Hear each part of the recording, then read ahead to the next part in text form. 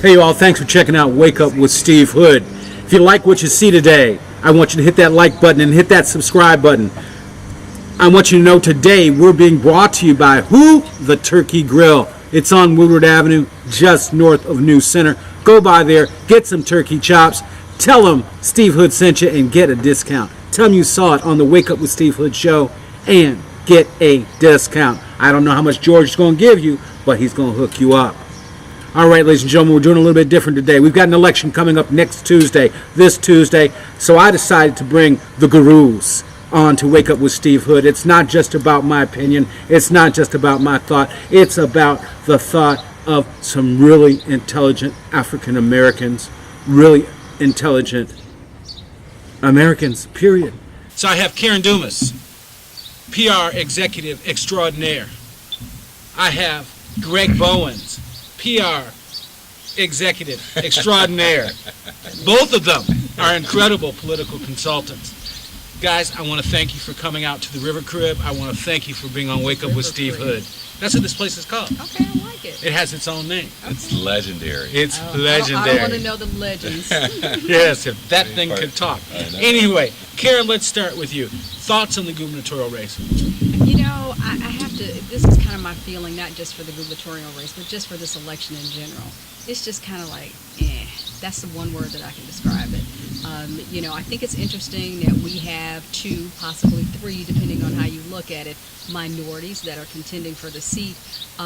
But I just don't think any of the candidates have really defined or distinguished themselves as anything different than we've seen in the past. Oh, I think Sri has distinguished himself as something different with the hair alone. It's the bum diggity. But that's not going to determine whether or not he is a good or a bad governor. Okay, well. I don't think so. I don't know. Greg, thoughts? Gubernatorial race. My thoughts is that we've been down the road of people with no experience.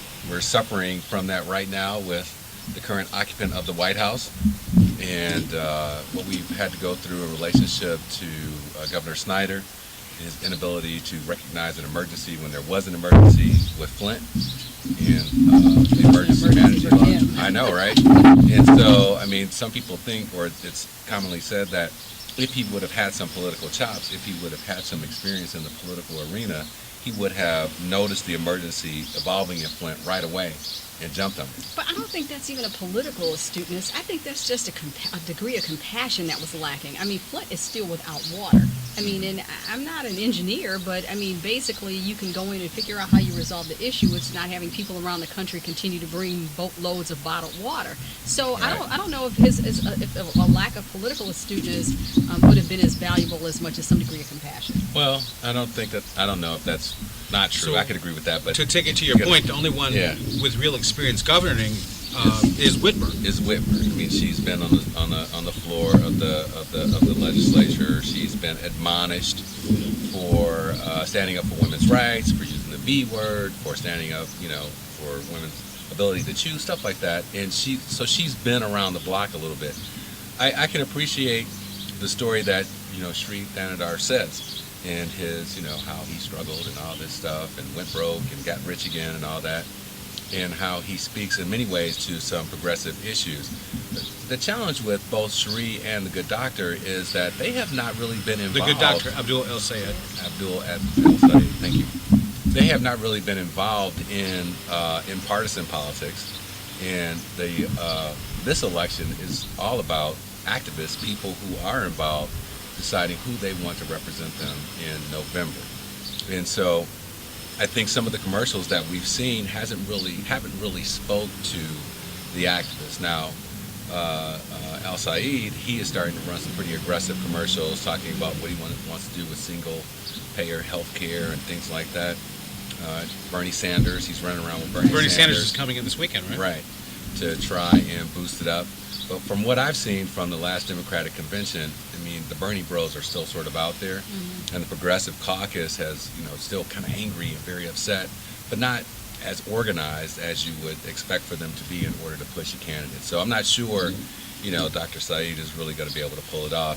And the only one that has campaign experience is, once again, Gretchen Whitmer. But Gretchen, and I like Gretchen a lot. I loved her when she was in the state, you know, I mean, and if she were to win, I'd like to see her bring that same level of professional and personal commitment that I know she has to that seat. But early on, I became kind of concerned because she started to remind me of Hillary Clinton in terms of assuming that certain Democrats And a certain mole-bearing governor. Well, I mean, not even that. I mean, you know, That would be Jennifer. I understand, but Right, she was who she was. But I guess my thing is that given the divisiveness that we see in this country based on Donald Trump and his politics, you know, I don't want to see somebody duplicate an assumption or a presumptuous position that black people are going to support you. Or if you go to Detroit, you know, Shri has been criticized for using, you know, like I get my motivation from God and my mama, you know.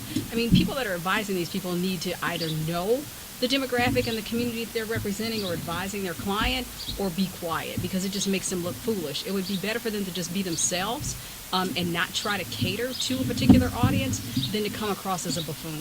Right. Well, what was really interesting in the Powerhouse locker room, we were having a political debate where all things are solved in the locker room. And one of the guys said, you know, the only candidate to actually mention the word racism was Shri Thanedar, and which is an interesting point. When I saw Whitmer, I met with her back in January or something like that. I said, look, you got to unleash the beast. You know, you've got to stop being the robot. She never stopped being the robot. Her commercials, I don't see many people that look like us in her commercials, and I think it's a problem. I actually think Shri is going to take Detroit.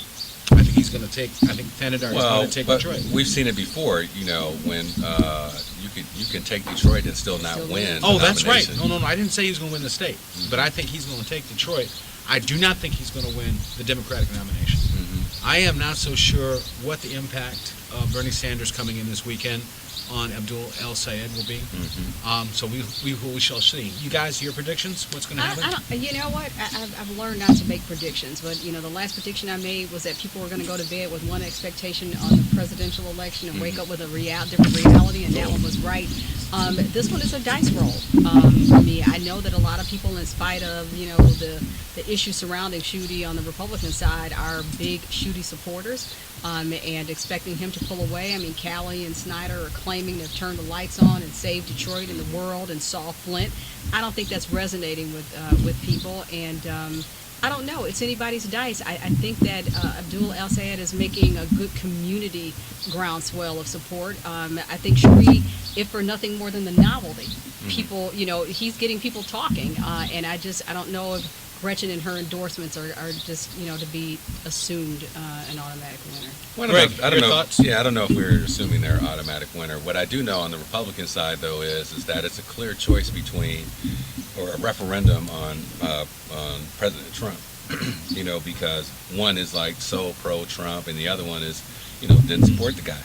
And so we'll see how that shakes out in relationship as to whether or not the president will have some kind of coattails in Michigan, or is what occurred during the 2016 election just sort of an aberration here in Michigan. On the Democratic side, I completely understand what you two are saying in relationship to the differences between the candidates. What we haven't talked about, though, is who do we think can appeal to a broader segment of the population come November, right? Because you're going to have to pull in some independents, you're going to have to pull in some of these Republicans in order to be able to, in order to win with the plurality and get that governor's seat. And I'm not sure that, you know, Mr. Said or Mr. Thanedar will be able to do it. Why don't you just go ahead and say Michigan's a racist state? Well, there is that. We haven't really Mr. Head of the Growth Unleash NAACP. the beast. Yeah. Yes, really. I mean, we haven't really talked about that. I'm not really sure whether or not, you know, people are going to be willing to vote for Thanedar. I mean, we don't have a huge Indian population here in Michigan. Oh, Troy is heavily Yeah, well, populated. Troy is like a little bitty No, dot I out of 10 understand, million but people. They're a lot. Well, but even in terms of like, I think he's like the first Indian figure that we've seen rise on the political scene, rise in the business scene. We just haven't seen that before. And so I think that he should get some points for raising the profile of the Indian community. At the same time, He hasn't. I mean, his commercial says we reject Donald Trump's racism here in Michigan. Let's do that. Let's Yeah, but reject Michigan that. helped to carry Trump, so you got a lot of people I that's know. not going to resonate with. I know. I get Guys, that. I get let's that. switch gears. Sure. 13th Congressional District. Yeah, that's interesting. Karen, That's your interesting. thoughts? I just, again, like A I said, race for to the all bottom? Yeah, Mm. I mean, really. I mean, it really is. I mean, nobody's really jumping up and out. I do think that Ian may generate some traction for simply his name alone. Mhm. I think that for the same reason, Brenda Jones will garner some support because people won't know if they're voting for city council or if they're voting for a congressional seat. We're going to come back to that But- point in a second. But I Go. don't want to see this duplicate of Barbara Rose Collins situation. Mm. So I don't think Brenda Jones would get up and say, "Onward, Christian soldiers." Do you remember when she did that? I do remember that. Oh, and I boy. wasn't speaking in terms of that. I just means in terms of somebody making that transition from city council to a congressional seat. And it's just not. It's not an automatic. That's not necessarily the best transition. Well, here race plays a big role again too. I mean, we all know the conventional wisdom is sort of the idea that black candidates are going to split the black vote, which would leave an opportunity for Bill Wild.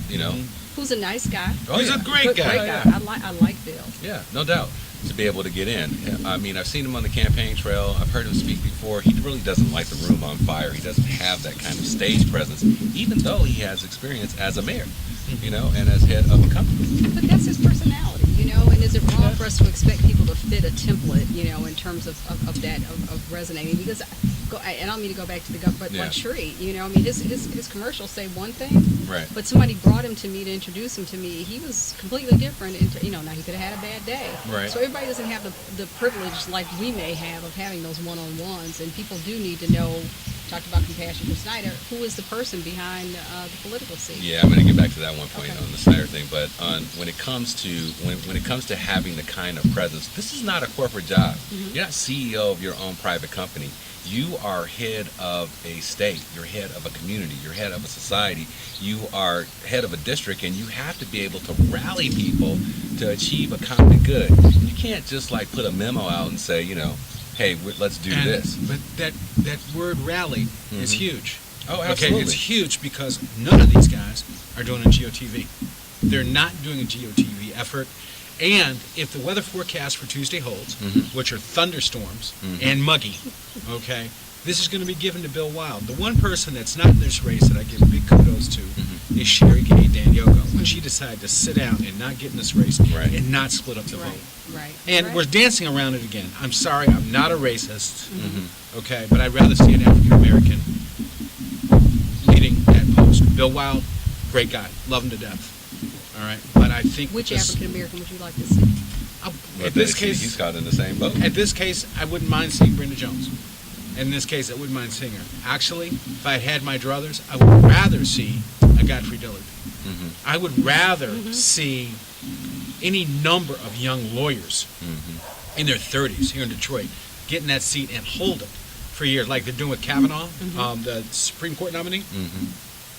Get a young person in there that can get some seniority. Get a young person that can face whatever they're going to face when they redistrict that thing Mhm. in 2 years. Well, the other thing is that if it is going, it's not going to be a high turnout. But if it does rain and thunderstorm and stuff like that, I got to say, out of the group, the two people to me that seem the most organized are Rashida Tlaib and Brenda Jones. For whatever reason, Brenda has run citywide campaigns, and she does have a little effort out there. It's just kind of automatic. Plus, she has the ability to have staff work on their off time in order to be able to pull this thing off. Now, I think that one of the things that we should pay attention to is exactly who is speaking to the issues of the people in the 13th. Who is doing that? I don't know. I mean, they're all Democrats. We all sort of say the same kind of things. We Same want jobs. thing, We want same this. We want stuff, that. Same stuff. But the other thing is that whoever gets in that seat is going to be facing, I predict, in the next year or so, a constitutional crisis with this president. He's already pushing the limits and testing the limits of power of the presidency. He's crossing boundaries as it relates to the legislative side and the courts and stuff like that. And it's just a matter of time before the Congress is going to be faced with some serious, decisions in relationship to this president. And which one of these candidates, can we see as being the kind of person that can And which one would you pick? stand on the floor? Well, it's not about me. I'm just saying who has the kind. What is about you? Who has the kind of But experience see, that can get it done? Here's the problem with this whole race. Yeah. Rashida Tlaib is very well organized. She's very well funded. Bill Wild is very organized and very well funded. He's got a strategic media campaign going on. All right. And if we have that weather forecast stick, it's either Bill or Rashida, I believe. All right. I think Brenda's people, Detroiters stay home, number one, when it's raining. Number two, Detroit is going to be split up. It's definitely going to be split And up. there's another problem which Karen alluded to earlier. Okay? Not knowing who's on the ballot. Whose fault is that? Where is the clerk? Well, You mentioned that to me before we got started. Where's our city clerk? You guys didn't get one of these in the mail? A Well, sample yeah, ballot? but No, we got a red, this- white, and blue thing, and it didn't look like that. But this is my thing. Because we have generational voter apathy, low voter turnout, low engagement, awareness, the whole 9 yards. If I were advising Janice, I would say we need to have more outreach, engagement, awareness, prior to 2 weeks before the election. People need to know the process. A big lit They billboard need isn't to know- enough? No, no, it's not. I mean, it's really not. And only because, people don't know. And because they don't know, they've given up. Young people too, are not being able to see their vote resonate into results. And so their whole thing is like, okay, so what do I get out of this? Voting for the hell of it, or is there a reason? And so I really think there's a great opportunity there for whoever is our clerk to really actively engage our citizens in our community in an education and awareness and an engagement campaign to really start making a difference at the polls. Well, that kind of thing happens all over the place. You pick your community, Southfield, Grosse Pointe, Redford. People, you just don't have the kind of clerks that get out there and motivate people Well, they should. to vote. I think they should. I mean, and especially in a point area like that you represent, I think you need to do it. Everybody needs to get out and vote because they don't know that votes count. Right. Voting matters. Oh, they should know now. They should look at Washington right now. Absolutely. All right, guys, we're almost out of time. Race to watch on Election Day. I think we need to watch the Sandy Penciler John James Yeah, that's competition. interesting. That's going to be an interesting one and a close one. Donald Trump just endorsed John James Jr. It's been pretty nasty and aggressive, consistently so on both sides. I think that's going to be the race to watch. Greg. I would take it down the ballot a little bit to the state senate, 2nd district, where you got 1, 2, 3, 4, 5, 6, 7, 8, 9, 10, people out there who are running. Some of them, some very familiar names. You got Banks, Hollier, Yeah. Lamar Lemons. I George saw him Cushenberry. yesterday. Cushenberry. I mean, those are some pretty familiar names to folks. And a lot of times, like Lemons, I don't know how he does it. He pulls it off. He pulls it off all the time. Well, he usually does it with the help of Fox, too. Because they'll do a story on him, and people remember that name, Lemons. Oh, right. Really. Over But there's something. there's a backstory to that state senate race. What's and that? that's the power of Duggan. Will Duggan's chosen few get elected? Hollier is one of Duggan's, Adam Hollier is one of Duggan's people.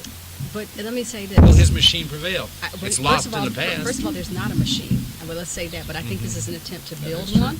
There's an attempt to build one. And so people have had, this isn't necessarily a political choice as it may be a political pawn. So people really have to look at that very closely. I mean, are you going to help build this machine that may be working for or against you? And how much independence are you putting in a political seat? I mean, Mike was the kingmaker before he was king. He knows how the game is played. So, But so you far gotta he's weigh lost. what's in. I understand So far that, he but hasn't doesn't gotten have one person But he elected. doesn't have a machine. So this is, in my opinion, an attempt to rebuild that McNamara machine. So do we let him do it? The McNamara machine. Greg, your thoughts again? The young guy in Highland Park, Abraham Aish, Yes. the Muslim brother.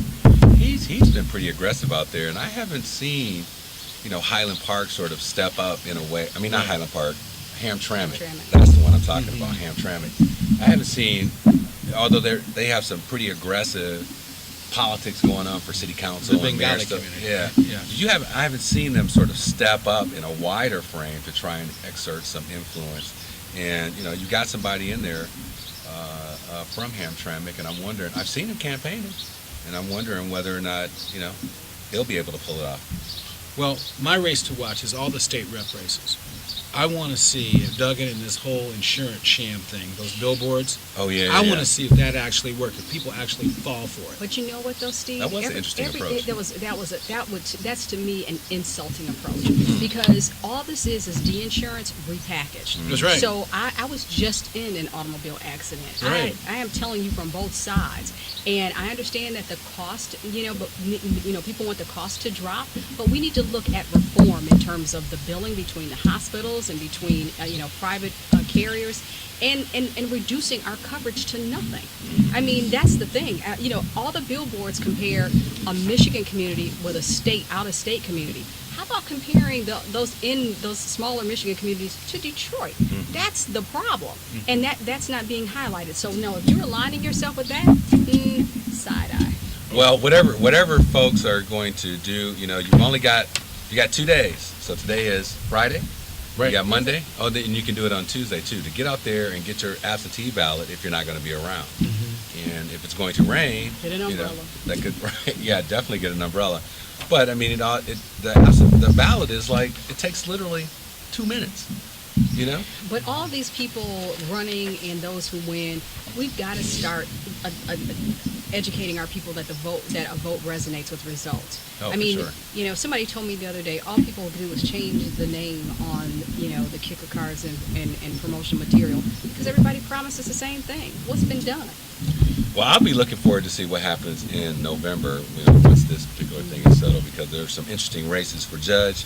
Oh, the judicial that race is are going going to be crazy in both Oakland County and in Wayne County. Absolutely. It's going to be crazy. We'll have to come back. We're going to have to come back. You guys are going to have to come back sooner than that, all right? Because there's a lot of stuff going on. I hope you guys will commit to at least coming by and seeing me at least once a month. Whenever you're I think that would be great. Let's do it. Ladies and gentlemen, I want to thank you for checking out Wake Up with Steve Hood. Remember, this week we were brought to you by the Turkey Grill. It's on Woodward, just north of the new center.